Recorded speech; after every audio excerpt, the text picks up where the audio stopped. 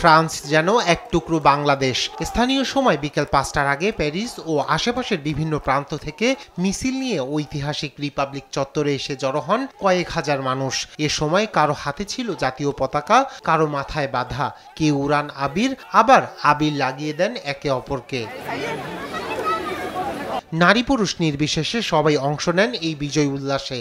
দীর্ঘদিনের জমা ক্ষোভ ঝেড়ে সদ্য সাবেক প্রধানমন্ত্রী ও তার দলের বিরুদ্ধে দেন নানা স্লোগান।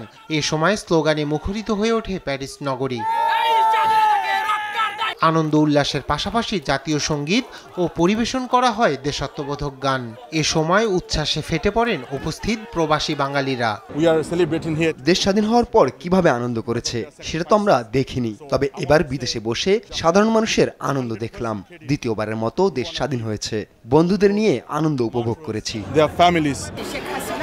এই স্বৈরাচারী খুনি শেখ হাসিনা অত্যাচার করে হাজার হাজার ছাত্রছাত্রীকে অন্যায়ভাবে হত্যা করেছে।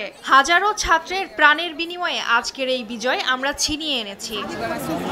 ছাত্র জনতার আন্দোলনে স্বৈরাচার শেখ হাসিনার পতনকে জনতার গণতন্ত্র পুনরুদ্ধার আন্দোলনের বিজয় বলে মন্তব্য করেন উপস্থিত জনতা।